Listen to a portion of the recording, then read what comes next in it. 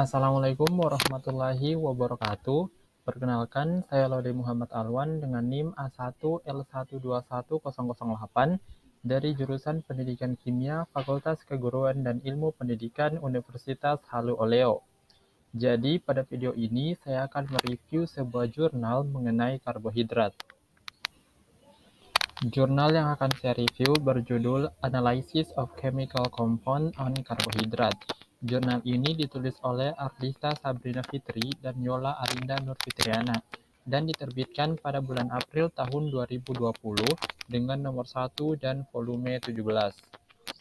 Dalam video review jurnal ini, kita akan membahas mengenai pengertian karbohidrat, fungsi karbohidrat, jenis-jenis karbohidrat, dan uji karbohidrat yang dilakukan dalam jurnal ini. Yang pertama adalah pengertian karbohidrat. Dalam jurnal ini, ada beberapa ahli yang mengemukakan pendapatnya mengenai pengertian karbohidrat. Yang pertama adalah Pujiadi tahun 2006. Beliau mengatakan karbohidrat merupakan senyawa karbon, hidrogen, dan oksigen yang terdapat dalam alam. Banyak karbohidrat mempunyai rumus empiris CH2O.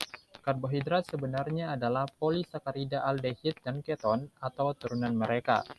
Selanjutnya, M.C. Gilferi pada tahun 1996 menyatakan bahwa nama karbohidrat berasal dari kenyataan bahwa kebanyakan senyawa dari golongan ini mempunyai rumus empiris yang menunjukkan bahwa senyawa tersebut adalah karbon, hidrat, dan memiliki nisbah 1:2:1 untuk karbon, hidrogen, dan oksigen.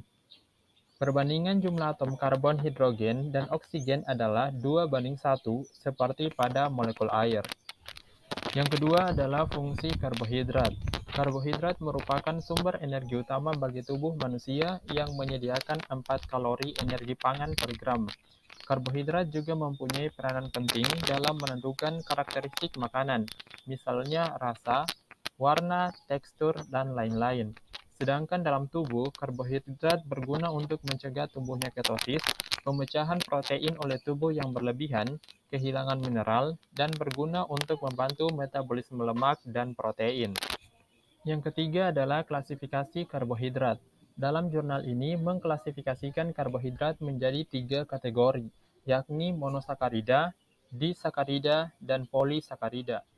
Monosakarida adalah karbohidrat yang sederhana, dalam arti molekulnya hanya terdiri atas beberapa atom karbon saja dan tidak dapat diuraikan dengan cara hidrolisis dalam kondisi lunak menjadi karbon lain.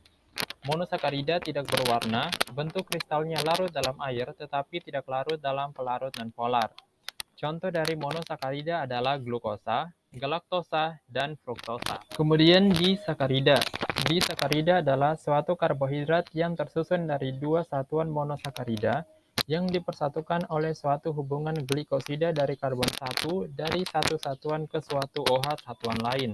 Disakarida larut dalam air, sedikit larut dalam alkohol, dan praktis tidak larut dalam eter dan pelarut organik nonpolar.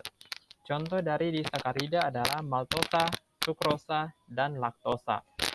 Kemudian yang terakhir adalah polisakarida. Polisakarida tersusun dari banyak unit monosakarida yang saling berhubungan melalui ikatan glikosida.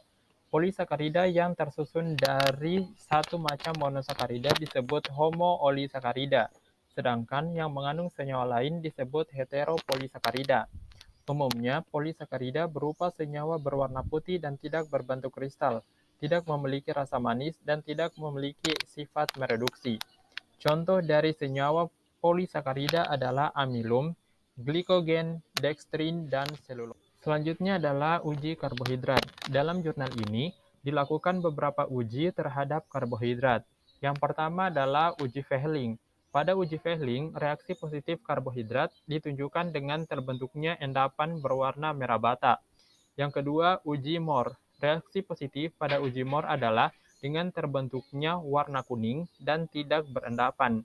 Kemudian uji hidrolisa. Pada uji hidrolisa, reaksi positif ditunjukkan dengan terbentuknya endapan berwarna merah bata.